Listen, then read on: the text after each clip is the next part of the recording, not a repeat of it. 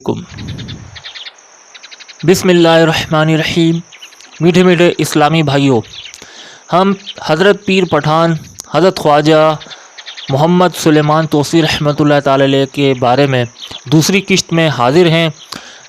جن دوستوں نے ہمارا یوٹیوب چینل کرامت صحابہ سبسکرائب نہیں کیا وہ سبسکرائب کر لیجئے اور گھنٹی کے بٹن پر آل پریس کر لیجئے تاکہ آنے والی اسلامک ویڈیوز آپ لوگوں کو ملتی رہے۔ حضرت خواجہ محمد سلیمان توسی رحمۃ اللہ تعالی علیہ اپنے وقت کے غوث گزرے ہیں، بہت ہی اعلیٰ رتبے والے، آپ کے پیر و مرشد بھی مادرزاد ولی تھے، سبحان اللہ۔ تو ہم نے دوسرا پارٹ میں جو ہے وہ بہت ساری باتیں آپ کو بتانی ہے، تو شروع سے لے کر آخر تک ویڈیو ضرور دیکھیے گا، بہت ہی معلوماتی ہے۔ چلیں شروع کرتے ہیں۔ افضل کیا ہے؟ ایک مرتبہ کسی شخص نے عرض کی کم بولنے اور خاموش رہنے میں افضل کیا ہے؟ ارشاد فرمایا، علماء کے لیے بولنا اچھا ہے اور درویش کے لیے خاموش رہنا بہتر ہے، کیونکہ قیامت کے دن ہر ایک سے اس کے اعمال کی پرسش ہوگی۔ علماء سے علم اور صوفیہ سے پردہ پوشی اور خاموشی کے متعلق پوچھا جائے گا۔ سنت کے مطابق زندگی گزارتے حضرت خواجہ شمس الدین سیالوی رحمۃ اللہ تعالی علیہ فرماتے ہیں، حضرت خواجہ محمد سلیمان توسی رحمۃ اللہ تعالی علیہ کے تمام اخلاق و عادات اور اقوال و افعال سنت نبوی کے مطابق تھے۔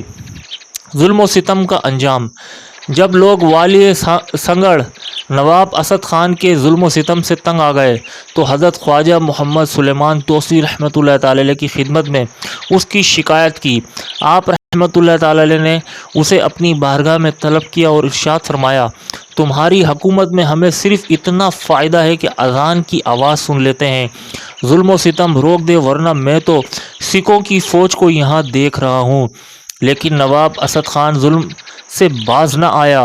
تھوڑے دنوں میں سکھوں کا لشکر آ گیا اور جس ٹیلے کی طرف آپ رحمۃ اللہ تعالی علیہ نے اشارہ کیا تھا وہیں آ کر ڈیرا ڈالا۔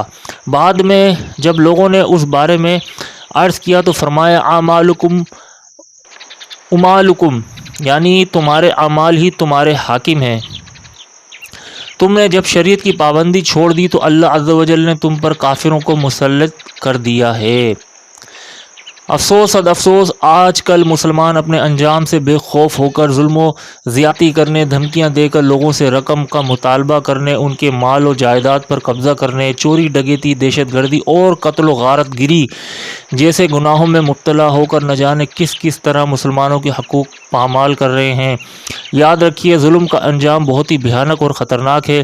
ظالم شخص آخرت میں تو عذاب کا شکار ہوتا ہی ہے، لیکن یہ بھی دیکھنے میں آتا ہے کہ ایسا شخص دنیا میں بھی کئی دردناک حالات سے دوچار ہوتا ہے۔ حضرت ابو موسیٰ اشعری رحمۃ اللہ تعالی علیہ سے روایت ہے، سرکار مدینہ قرار و قلب و سینہ صلی اللہ علیہ وآلہ وسلم نے فرمایا، بے شک اللہ عز و جل ظالم کو مہلت دیتا ہے یہاں تک کہ جب اس کی اپنی پکڑ میں لیتا ہے تو پھر اس کو نہیں چھوڑتا۔ یہ فرما کر سرکار نامدار صلی اللہ علیہ وآلہ وسلم نے پارہ 12 سورہ ہود کی آیت نمبر 102 تلاوت فرمائی، وَكَذَلِكَ أَخْذُ رَبِّكَ إِذَا أَخَذَ الْقُرَىٰ وَهِيَ ظَالِمَةٌ إِنَّ أَخْذَهُ عَلِيمٌ شَدِيدٌ۔ ترجمہ کنز الایمان، اور ایسی ہی پکڑ ہے تیرے رب کی جب پستیوں کو پکڑتا ہے ان کے ظلم پر، بے شک اس کی پکڑ دردناک کرسی سخت ہے۔ اللہ عز و جل ہمیں مسلمانوں کے ساتھ حسن سلوک سے پیش آنے اور ان پر کسی بھی طرح سے ظلم و زیادتی سے بچنے کی توفیق عطا فرمائے، آمین بجاہ نبی الامین صلی اللہ علیہ وآلہ وسلم۔ اسے ایمان جانے کا خوف نہیں۔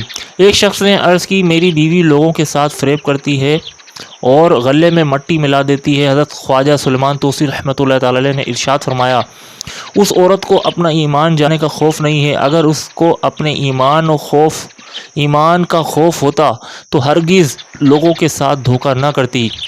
کون سی کتاب نہیں پڑھنی چاہیے؟ ایک موقع پر آپ رحمۃ اللہ تعالی علیہ نے ارشاد فرمایا، جو کتابیں بد مذہبوں نے تصنیف کی ہیں ان کو نہیں پڑھنا چاہیے۔ پھر آپ رحمۃ اللہ تعالی علیہ نے یہ بات ذہن نشین کرانے کے لیے ارشاد فرمایا، حضرت مخدوم بہاؤالدین رحمۃ اللہ تعالی علیہ نے اپنے بیٹے کو اس کتاب کے پڑھنے سے منع فرمایا جس کا مصنف معتزلی تھا۔ اچھے اور برے اعمال کا نتیجہ: اچھے اور برے اعمال کے نتیجے کے بارے میں آپ رحمۃ اللہ تعالی علیہ فرماتے ہیں، سالک کو چاہیے کہ نیکی کرنے کی کوشش کرے، کیونکہ قیامت کے دن جنت کو طرح طرح کے میووں، نہروں، حوروں اور محلات سے ہر ایک کے نیک اعمال کی مقدار میں پر کیا جائے گا، اور اسی طرح دوزخ کے بچھوؤں، سانپوں اور آگ سے ہر ایک کے برے اعمال کے مطابق پر کیا جائے گا۔ اس روز ہر ایک کو اس کے اعمال کے مطابق اجر دیا جائے گا۔ طلب دنیا کی مذمت۔ بہاول خان ثانی نے نظام سلطنت سنبھالتے ہی بڑی رقم آپ رحمۃ اللہ تعالی علیہ کی بارگاہ میں پیش کی۔ آپ رحمۃ اللہ تعالی علیہ نے 2 روز میں یہ رقم مسکینوں، یتیموں، بیوہ عورتوں، علماء اور سادات میں تقسیم کروا دی۔ بعض لوگوں نے ایک دوسرے سے رقم نہ ملنے یا کم ملنے کی شکایت کی، اور اس کی اطلاع جب آپ کی بارگاہ میں پہنچی تو آپ رحمۃ اللہ تعالی علیہ نے ارشاد فرمایا، ایک لوہار کو حق تعالی نے اتنا ملکہ دیا ہے کہ وہ معلوم کر سکتا ہے کہ اس لوہے سے ہتھیار بن سکتا ہے اور اس لوہے سے فلاں چیز بن سکتی ہے۔ اسی طرح بڑھئی کو لکڑی کی پہچان کا علم دیا، اور کسان کو زمین کی شناخت کا کہ اس میں زمین میں فلاں فلاں چیز کاشت کی جا سکتی ہے۔ ہمارے پاس آدمیوں کی دکان ہے، کسی کا حال میرے علم و شناخت سے خارج نہیں ہے۔ بارگاہ مرشد میں عرض پیش کرنے کا حکم۔ حضرت خواجہ محمد سلمان توسی رحمۃ اللہ تعالی علیہ اپنے پیر و مرشد حضرت خواجہ نور محمد مہاروی چشتی نظامی رحمۃ اللہ تعالی علیہ کے عرس میں ہزاروں آدمیوں کے ساتھ مہار شریف تشریف لائے ہوئے تھے۔ اس سال کاشت سالی کی وجہ سے قیمت کے بدلے اناج ملنا دشوار ہو گیا تھا۔ ان حالات سے پریشان ہو کر مولانا خدا بخش رحمۃ اللہ تعالی علیہ آپ کی بارگاہ میں حاضر ہوئے اور تمام صورتحال عرض کی۔ آپ رحمۃ اللہ تعالی علیہ نے اس مسئلے کا یہ حل ارشاد فرمایا، حضرت قبلہ عالم رحمۃ اللہ تعالی علیہ کی خانقاہ پر جا کر یہ عرض کیجئے، ہم آپ کے مہمان ہیں اور ہمیں قیمت دے کر بھی غلہ میسر نہیں۔ ہر شخص اپنے مہمان کی خاطرداری کرتا ہے، اب آپ جائیے۔ چنانچہ مولانا خدا بخش رحمۃ اللہ تعالی علیہ حکم کی تعمیل کرتے ہوئے مزار شریف حاضر ہوئے، اور جب عرض پیش کر کے واپس پلٹے تو عرض کا اثر ہاتھوں ہاتھ یوں دیکھا کہ باجرے وغیرہ سے لدے ہوئے اونٹوں کی قطاریں آ رہی ہیں، لہذا آپ رحمۃ اللہ تعالی علیہ نے وہ تمام غلہ خرید لیا۔ بلند مرتبہ کیسے ملا؟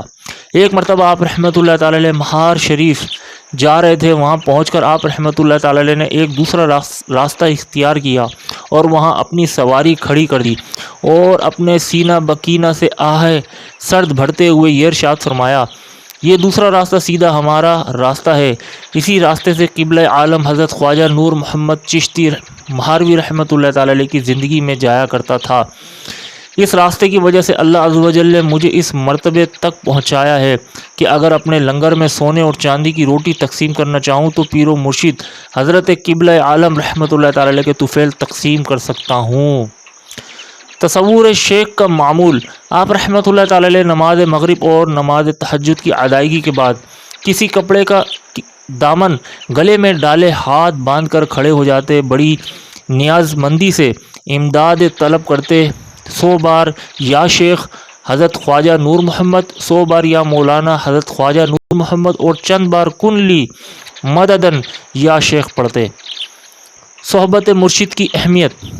ایک موقع پر حضرت خواجہ محمد سلمان توسی رحمۃ اللہ تعالی علیہ سے صحبت مرشد کی اہمیت کو یوں اجاگر فرمایا، سالک یعنی مرید کو چاہیے کہ مرشد کامل کا دامن پکڑ کر ہمیشہ اس کی صحبت میں رہے تاکہ اس کو وصول اللہ کا مرتبہ نصیب ہو۔ جو لوگ شیخ کامل کی صحبت کے بغیر ریاضت اور زہد و دورہ میں کوشش کرتے ہیں، ان کو شریعت کی پابندی کا اہتمام نہیں رہتا، اور یہ ایک بہت بڑا نقص ہے۔ کیا اولیاء سے فیض ملتا ہے؟ ایک مرتبہ حضرت خواجہ محمد سلمان توسی رحمۃ اللہ تعالی علیہ سے خادم خاص نے عرض کی، مزارات اولیاء سے فیض ملتا ہے؟ ارشاد فرمایا، اگر کوئی مزارات سے فیض کا پوچھے تو میں جواب دوں گا کہ میں اپنے پیر کی صحبت ظاہری 5 سال حاصل کر سکا، مگر باقی تمام فیض مزار حضرت قبلہ عالم رحمۃ اللہ تعالی علیہ کی صحبت و فیض سے حاصل کیا، اور جو کچھ مجھے حضرت قبلہ عالم رحمۃ اللہ تعالی علیہ کے مزار مبارک سے حاصل ہوا ہے میں ہی جانتا ہوں۔ 2 مرتبہ اجمیر شریف حاضری۔ آپ رحمۃ اللہ تعالی علیہ نے 2 مرتبہ اجمیر شریف راجستھان ہند میں حضرت خواجہ معین الدین سید حسن چشتی اجمیری رحمۃ اللہ تعالی علیہ کے مزار پر انوار پر حاضری دی۔ شب و روز کے معمولات: حضرت خواجہ محمد سلیمان توسیفی رحمۃ اللہ تعالی علیہ اپنے اوقات کے بے حد پابند تھے اور اپنے معمولات کا سفر و حضر میں بڑا خیال رکھتے تھے۔ عادت مبارک تھی کہ فجر کی سنتیں اپنے حجرے میں پڑھ کر مسجد تشریف لے جاتے اور بعد جماعت نماز فجر ادا فرماتے، پھر تنہائی میں اپنے مصلی پر بیٹھ جاتے اور اوراد و وظائف میں مشغول رہتے۔ اس کے بعد اشراق و چاشتی نوافل ادا فرماتے، دلائل الخیرات پڑھتے۔ اس دوران حجرہ بند رہتا، صرف حاجت مند کو آنے کی اجازت ہوتی۔ پھر آپ ناشتہ فرماتے، پھر لوگوں کے درمیان تشریف لاتے۔ تصوف کی کتب، احیاء العلوم، فوائد الفوات، فتوحات مکیہ، فصوص الحکم اور نفحات الانس کی تدریس کا سلسلہ ہوتا۔ درس و تدریس سے فراغت کے بعد کیلولا فرماتے، نماز ظہر کے لیے بیدار ہوتے، وضو کر کے نماز باجماعت ادا فرماتے اور اوراد و وظائف پڑھتے۔ نماز عصر تک شرعی مسائل بیان کرنے کا سلسلہ ہوتا۔ عصر کی نماز ادا فرمانے کے بعد اکثر مراقبہ اور استغراق میں مشغول رہتے۔ نماز مغرب تازہ وضو سے ادا فرماتے، پھر صلاۃ الاوابین ادا فرماتے، پھر حجرے میں تشریف لا کر کھانا تناول فرماتے۔ اس کے بعد وعظ و نصیحت کا سلسلہ ہوتا، پھر ختم خواجگان پڑھتے۔ البتہ رمضان المبارک میں ختم خواجگان بعد نماز عصر پڑھتے۔ نماز عشاء کے لیے تشریف لاتے اور بعد جماعت نماز ادا فرماتے۔ عشاء کے بعد کسی سے بات چیت کرنا ناپسند فرماتے، سونے سے قبل سرما لگاتے اور پھر آرام کے لیے لیٹ جاتے۔ پھر تہجد میں بیدار ہو کر 12 رکعات ادا فرماتے اور اوراد و وظائف میں مشغول ہو جاتے۔ نماز فجر کی ادائیگی کے لیے مسجد تشریف لے جاتے۔ سالہ سال تک آپ رحمۃ اللہ تعالی علیہ کا یہی معمول رہا۔ سبحان اللہ، صلی اللہ علیہ وآلہ وسلم، صلی اللہ تعالی علی محمد۔ خوراک: حضرت خواجہ شمس الدین سیالوی چشتی نظامی رحمۃ اللہ تعالی علیہ فرماتے ہیں، حضرت خواجہ محمد سلیمان توسیفی رحمۃ اللہ تعالی علیہ کی خوراک نہایت سادہ اور مختصر تھی۔ آپ اکثر گرم سادہ روٹی گوشت کے شوربے کے ساتھ تناول فرماتے، جس میں گھی کی بہت معمولی مقدار شامل ہوتی۔ کھانا کھاتے وقت پانی سے بھرا پیالہ بھی موجود ہوتا۔ ایک لقمہ تھوڑا سا چباتے، بعد میں پانی نوش فرماتے۔ یوں کھانا بہت کم مقدار میں کھایا جاتا۔ مصیبت و بلا دور کرنے والے 2 عمل: حضرت پیر پٹھان رحمۃ اللہ تعالی علیہ نے غم، پریشانی اور مصیبت و بلا سے چھٹکارا پانے کے لیے ارشاد فرمایا، ہر مصیبت و بلا جو لوگوں پر نازل ہوتی ہے اسے درود شریف دفع دور کر دیتا ہے۔ 2. اپنی توفیق کے مطابق صدقہ دینا، کیونکہ صدقہ بلا کو دور کر دیتا ہے۔ دل جوئی بھی اور داد رسی بھی: قاضی نور محمد کی 2 بیٹیاں تھیں، اولاد نرینہ کی خواہش مند تھے۔ ایک بار حضرت خواجہ محمد سلیمان توسیفی رحمۃ اللہ تعالی علیہ کی بارگاہ میں حاضر ہو کر اولاد نرینہ کے لیے عرض کی۔ آپ رحمۃ اللہ تعالی علیہ نے ارشاد فرمایا، اللہ عز و جل تمہیں بیٹا عطا فرمائے گا۔ اللہ عز و جل نے قاضی صاحب کو بیٹے کی نعمت عطا فرمائی، لیکن جب وہ 2 سال کا ہوا تو اسے چیچک ہو گئی اور آنکھیں درد کرنے لگیں، جس کی وجہ سے بینائی چلی جانے کا خطرہ ہوا۔ قاضی صاحب آپ رحمۃ اللہ تعالی علیہ کی بارگاہ میں حاضر ہو کر عرض گزار ہوئے، غریب نواز، میں نابینا بیٹا نہیں مانگا تھا، یہ آپ کا بیٹا حاضر ہے، یا تو اس کی آنکھیں ٹھیک کر دیجئے یا اسے اپنے پاس رکھیے۔ آپ رحمۃ اللہ تعالی علیہ نے قاضی صاحب سے فرمایا، اللہ عز و جل شفا عطا فرمائے گا۔ 5 دن گزرنے کے باوجود بیٹے کی حالت جوں کی توں رہی تو قاضی صاحب نے حاضر ہو کر مراد پوری نہ ہونے کی شکایت کی۔ اس مرتبہ آپ رحمۃ اللہ تعالی علیہ نے بچے کی آنکھوں پر دم کیا اور ارشاد فرمایا، جائیے، اللہ تعالی اسے شفا عطا فرمائے گا۔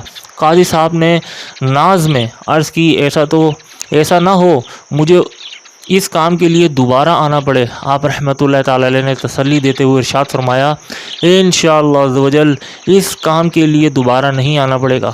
قاضی صاحب واپس گھر آ گئے اور اللہ تعالیٰ نے اسی روز ان کے بیٹے کو شفا یاب فرما دیا۔ صلو علی الحبیب صلی اللہ تعالی علی محمد۔ درود پاک کے باعث نجات۔ ایک مرتبہ آپ رحمۃ اللہ تعالی علیہ غمگین اور افسردہ تھے۔ جب آپ رحمۃ اللہ تعالی علیہ سے اس کی وجہ پوچھی گئی تو آپ نے ارشاد فرمایا، آج 12ویں صدی کا پہلا دن ہے، اس وجہ سے غمگین ہوں کہ یہ دور احساس زبوں ہے کہ اس دور میں لوگوں کا ایمان کم رہ جائے گا، مگر صرف وہ بچیں گے جو اللہ والوں کا دامن پکڑ لیں گے، اور وہی ہوں گے جن کو زوال ایمان کا خطرہ نہ ہوگا۔ جو حضور صلی اللہ علیہ وآلہ وسلم پر کثرت سے درود پڑھے گا اس کا ایمان سلامت رہے گا۔ عام و خاص میں فرق۔ ایک مرتبہ آپ رحمۃ اللہ تعالی علیہ نے عام و خاص کا فرق بیان کرتے ہوئے ارشاد فرمایا، ایک عام اور خاص شخص کے درمیان فرق صرف اتنا ہے کہ جو کوئی اللہ عز و جل کے دیے ہوئے رزق پر قناعت کرتا ہے اور اس کے دل میں زیادتی کی طلب و حرص نہیں ہوتی، وہ خواص میں سے ہوتا ہے، اور جس کا حال اس کے برعکس ہو وہ عوام میں سے ہوتا ہے۔ فہم و فراست کو خطا سے محفوظ رکھنے کا نسخہ۔ آپ رحمۃ اللہ تعالی علیہ نے فہم و فراست کو بچانے کا یہ نسخہ ارشاد فرمایا، جو کوئی اپنی آنکھ محرم حرام کردہ چیزوں سے بند رکھتا ہے، یعنی بد نگاہی نہیں کرتا، اور اپنے نفس کو خواہشات اور شہوات سے روکتا ہے، اپنے باطن کو دوام میں مراقبے سے اور اپنے ظاہر کو اتباع سنت سے سنوارتا ہے، اس کی فراست کبھی خطا نہیں کرتی۔ دعا قبول نہ ہونے کی حکمت۔ ایک شخص نے آپ رحمۃ اللہ تعالی علیہ کے صاحبزادے حضرت مولانا گل محمد چشتی نظامی رحمۃ اللہ تعالی علیہ کے وصال کے بعد عرض کی، آپ نے اپنے بیٹے کی شفا یابی اور زندگی کے لیے بارگاہ الہی میں کیوں عرض نہیں کی؟ اللہ عز و جل تو اپنے بندوں کی دعا قبول فرماتا ہے، رد نہیں فرماتا۔ آپ رحمۃ اللہ تعالی علیہ نے ارشاد فرمایا، یہ کام ہر وقت درویش کے اختیار میں نہیں ہوتا، دعا کرنا بندے کا کام ہے اور قبول کرنا نہ کرنا اس کی مشیت پر موقوف ہے۔ وہ ذات پاک مالک الملک ہے، جو چاہتی ہے کرتی ہے، کسی کو اس کی جناب میں دم مارنے کا حوصلہ نہیں ہے۔ انسان کا سب سے سخت دشمن نفس انسان کا پوشیدہ دشمن ہے، اور جو دشمن نگاہوں سے اوجھل ہوتا ہے وہ نظر آنے والے دشمن سے کئی زیادہ موذی و خطرناک ہوتا ہے۔ نفس پر مہربانی اسے مزید دشمنی پر ابھارتی ہے، چنانچہ حضرت خواجہ محمد سلیمان توسیع رحمۃ اللہ تعالی علیہ فرماتے ہیں، انسان کا نفس اس کے تمام دشمنوں سے زیادہ سخت دشمن ہے، کیونکہ جس دشمن کے ساتھ بھی مہربانی کی جائے وہ فرما بردار ہو جاتا ہے، بخلاف نفس کے اس کے ساتھ جس قدر مہربانی کرو گے زیادہ دشمنی کرے گا۔ ایمان کے زوال کا سبب۔ حضرت خواجہ محمد سلیمان توسیع رحمۃ اللہ تعالی علیہ کی عادت مبارکہ تھی کہ بد مذہبوں کی صحبت سے بچنے کا ذہن دیتے، چنانچہ ایک شخص بد مذہبوں کے یہاں ملازم تھا۔ جب وہ آپ رحمۃ اللہ تعالی علیہ کی بارگاہ میں حاضر ہوا تو آپ نے اسے تنبیہ کرتے ہوئے ارشاد فرمایا، تم اور تمہارا بھائی ملازمت کی وجہ سے ہر وقت بد مذہبوں کی صحبت میں رہتے ہو، اس لیے ڈرتے رہا کرو کہیں ان کی صحبت سے متاثر نہ ہو جاؤ۔ جب وہ بد مذہبوں کی ملازمت چھوڑ کر دوبارہ آپ کی خدمت میں حاضر ہوا تو آپ نے بد مذہب کی نحوست ذہن نشین کراتے ہوئے ارشاد فرمایا، بد مذہبوں کی صحبت میں رہ کر طرح طرح کی نعمتیں حاصل کرنے سے بھوکا مر جانا بہتر ہے، کیونکہ اس قسم کی صحبت ایمان کے زوال کا باعث ہوتی ہے۔ کامیاب کون؟ حضرت خواجہ محمد سلیمان توسیع رحمۃ اللہ تعالی علیہ کامیابی کا نسخہ عطا فرماتے ہوئے ارشاد فرماتے ہیں، دین و دنیا میں کامیابی صرف ان لوگوں نے حاصل کی جنہوں نے اللہ اللہ کیا ہے اور اس پر ہمیشگی اختیار کی ہے۔ دنیا داروں کی مثال۔ حضرت خواجہ محمد سلیمان توسیع رحمۃ اللہ تعالی علیہ فرماتے ہیں، دنیا داروں کی مثال گدھے کی ہے جو کہ بوجھ کو پیٹھ پر اٹھاتا رہتا ہے، اسی طرح اہل دنیا کی طلب میں جو کہ نجاست اور گندگی کے بوجھ کے سوا اور کچھ نہیں ہے، ہمیشہ حیران اور سرکردہ رہتے ہیں، قناعت نہیں کرتے اور دنیا جمع کرتے رہتے ہیں، آخر کار دنیا کو چھوڑ کر خالی ہاتھ یہاں سے جاتے ہیں۔ غیبت چوری سے زیادہ بری ہے۔ آپ رحمۃ اللہ تعالی علیہ غیبت کی مذمت و برائی بیان کرتے ہوئے فرماتے ہیں، غیبت کرنا چوری کرنے سے زیادہ برا ہے، کیونکہ چوری کرنے سے تو چور چوری کی ہوئی چیز سے کچھ فائدہ بھی اٹھا لیتا ہے، لیکن غیبت میں کوئی ظاہری فائدہ بھی نہیں، بلکہ غیبت کرنے والے کے تمام نیک اعمال برباد ہو جاتے ہیں۔ مردہ لڑکا اٹھ کر بیٹھ گیا۔ ایک بوڑھی عورت حضرت خواجہ محمد سلیمان توسی رحمۃ اللہ تعالی علیہ کی بارگاہ میں گریہ زاری کرتے ہوئے حاضر ہوئی اور کہنے لگی، میرا ایک ہی بیٹا تھا جو اب مر گیا ہے۔ اس بوڑھی عورت کی داد رسی کے لیے آپ اس کے گھر تشریف لے گئے۔ لڑکا مردہ پڑا تھا۔ آپ رحمۃ اللہ تعالی علیہ نے خادم کو نبض دیکھنے کا حکم دیا۔ خادم نے نبض دیکھی مگر اسے کچھ سمجھ نہ آیا۔ آپ رحمۃ اللہ تعالی علیہ آگے بڑھے، اس کی نبض پر ہاتھ رکھ کر قلبی توجہ فرمائی، جس کا اثر یہ ظاہر ہوا کہ وہ لڑکا اٹھ کر بیٹھ گیا اور بوڑھی عورت کے آنسو تھم گئے۔ کرم نوازی اور انکساری کے پیکر حضرت خواجہ محمد سلیمان توسی رحمۃ اللہ تعالی علیہ خانقاہ میں جلوہ افروز تھے کہ احمد نامی شخص پانی سے بھرا برتن لے کر حاضر ہوا اور عرض کی، حضور میں نے کنواں کھدوایا ہے، یہ اسی کا پانی ہے، نوش فرما کر ارشاد فرمائیے کہ کیسا ہے۔ آپ رحمۃ اللہ تعالی علیہ نے اس کی دل جوئی کے لیے پانی پیا اور خوش ہو کر فرمایا، تمہارے کنویں کا پانی تو دادو والے کنویں کے پانی سے زیادہ میٹھا ہے۔ اس نے عرض کی، حضور یہ سب آپ ہی کی مہربانی ہے، اگر آپ 200 روپے عطا نہ فرماتے تو میں یہ کنواں نہیں کھدوا سکتا تھا۔ آپ رحمۃ اللہ تعالی علیہ نے یہ سن کر فرمایا دینے اور دلانے والا اللہ ہے، میں درمیان میں کہاں سے آ گیا۔ ولی کے تصور نے جان دی۔ ایک مرتبہ حضرت خواجہ محمد سلیمان توسی رحمۃ اللہ تعالی علیہ کی بارگاہ میں ایک سپاہی حاضر ہوا تو آپ رحمۃ اللہ تعالی علیہ نے ارشاد فرمایا، تم گزشتہ دنوں خون ریز لڑائیوں میں حصہ لیتے رہے، پھر بھی بچ کر یہاں آ گئے۔ اس نے عرض کی، حضور بے شمار دشمن تلواریں لیے مجھے مارنے کے در پہ تھے، میں نے فوراً دل میں آپ کا تصور کیا، اس وقت یوں لگا کہ مجھے دشمن کے نرغے سے نکال کر پہاڑی کے پیچھے پھینک دیا گیا ہے، اپنی جان بچنے پر ہی آپ کی قدم بوسی کے لیے حاضر ہوا ہوں۔ سبحان اللہ۔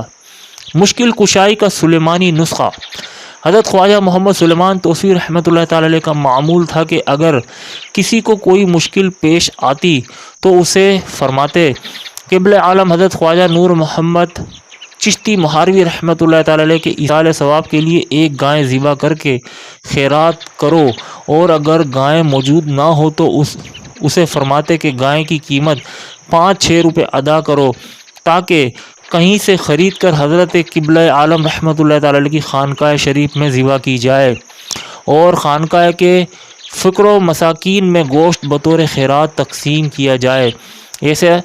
ایسا کرنے سے بیماریاں دور ہوتی ہیں اور مشکلات حل ہو جایا کرتے ہیں۔ سبحان اللہ۔ صلو علی الحبیب صلی اللہ تعالی علی محمد۔ دنیا دار کی دوستی کا اعتبار نہیں۔ آپ رحمۃ اللہ تعالی علیہ جس طرح دنیا سے بے رغبتی اپنانے کی ترغیب دیا کرتے تھے، اسی طرح دنیا داروں سے دور رہنے کی نصیحت فرمایا کرتے تھے۔ چنانچہ آپ رحمۃ اللہ تعالی علیہ ارشاد فرماتے ہیں، اللہ والوں کی دوستی دونوں جہانوں میں کام آتی ہے، لیکن دنیا داروں کی دوستی کا کوئی اعتبار نہیں۔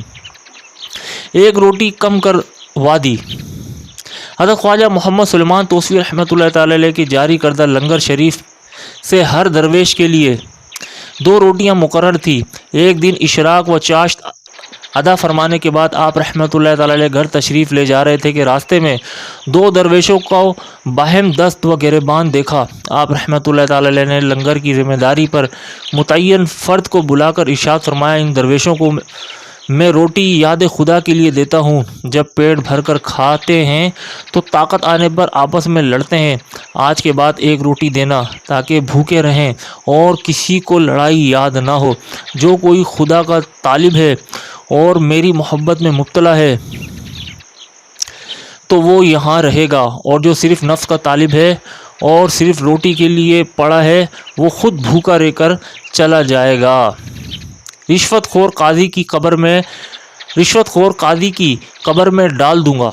ایک مرتبہ آپ کی بارگاہ میں سنگھڑ سے بارش کی دعا کرانے کے لیے لوگ حاضر ہوئے۔ آپ رحمۃ اللہ تعالی علیہ نے ارشاد فرمایا، تم میں سے کوئی اٹھے اور بادل کو میرا یہ پیغام دے، اگر ابھی بارش ہو جائے اور پہاڑی نالے میں پانی آ جائے تو بہتر، ورنہ تمہیں رشوت خور قاضی کی قبر میں ڈال دوں گا۔ چنانچہ ایسا ہی کیا گیا۔ اسی وقت بادل آئے، خوب بارش ہوئی، جس سے تمام علاقہ سیراب ہو گیا۔ مقام محبوبیت پر فائز۔ آپ رحمۃ اللہ تعالی علیہ کے ایک مرید حاجی خان کا کاتب فرماتے ہیں، میں ایک دن پاک پتن شریف حضرت بابا فرید الدین گنج شکر رحمۃ اللہ تعالی علیہ کے عرس میں حاضر تھا۔ حضرت میاں محمد باقر چشتی رحمۃ اللہ تعالی علیہ بھی تشریف لائے ہوئے تھے۔ میں ان کی زیارت کے لیے حاضر ہوا تو انہوں نے پوچھا، تم کون ہو؟ جب میں نے اپنا تعارف حضرت خواجہ محمد سلیمان توسیع رحمۃ اللہ تعالی علیہ کا مرید ہونے کی حیثیت سے کرایا تو آپ رحمۃ اللہ تعالی علیہ نے ارشاد فرمایا، جانتے ہو تمہارے پیر کا مقام و مرتبہ ہے؟ عرض کیا، آپ ہی ارشاد فرما دیجئے۔ فرمایا، حق تعالی نے تمہارے پیر کا درجہ محبوبیت عطا کیا ہے کہ قطوبیت و غوثیت کے تمام مقامات طے کر کے مقام محبوبیت پر پہنچ گئے ہیں۔ سبحان اللہ۔ دینی خدمات۔ آپ رحمۃ اللہ تعالی نے اشاعت دین کو اپنی حیات طیبہ کی اصل قرار دیا، عمر بھر مسند علم و حکمت بچھائے رکھی، علوم و معارف کی ترویج و ترقی کے لیے مصروف عمل رہے۔ آپ کی جلائی ہوئی شمع کے گرد دور دور سے پروانے جمع ہوئے، آپ کے فیضان سے ہزاروں ارادت مندوں نے فیض پایا۔ آپ کی آمد سے توسہ شریف ضلع ڈیرہ غازی خان مرجع انعام اور مرکز علم و عرفان بن گیا۔ طالبان حق سینکڑوں میل طے کر کے تحصیل فیض کے لیے توسہ شریف کی خاک کو چومنے پہنچے۔ اسلام کے عالمگیر پیغام سے انسانیت کو روشناس کرانے اور اس کی ابدی سچائیوں کو انسانی قلوب و ذہان میں رسخ کرنے کے لیے جو کارنامے اور عملی نمونہ حضرت خواجہ سلیمان توسیع رحمۃ اللہ تعالی نے پیش کیا ہے وہ آپ ہی کا حصہ ہے۔ اولاد و امجاد۔ آپ رحمۃ اللہ تعالی علیہ کے 3 شہزادے تھے، حضرت خواجہ گل محمد چشتی نظامی رحمۃ اللہ علیہ، حضرت خواجہ درویش محمد رحمۃ اللہ تعالی علیہ، غوث زماں حضرت عبداللہ معصوم رحمۃ اللہ تعالی علیہ۔ ان تینوں شہزادوں کا انتقال آپ رحمۃ اللہ تعالی علیہ کے ظاہری حیات ہی میں ہو گیا تھا۔ خلفۂ اعظام۔ حضرت خواجہ سلیمان توسیع رحمۃ اللہ تعالی علیہ کے فیضان سے بے شمار لوگ فیض یاب ہوئے، جن میں عوام و خواص دونوں شامل تھے۔ آپ رحمۃ اللہ تعالی علیہ نے دین اسلام کی اشاعت کے لیے جس کو اہل پایا اسے اپنی صحبت سے نواز کر مزید تراشا اور خلافت عطا فرما کر فیضان اسلام عام کرنے کے لیے بھیج دیا۔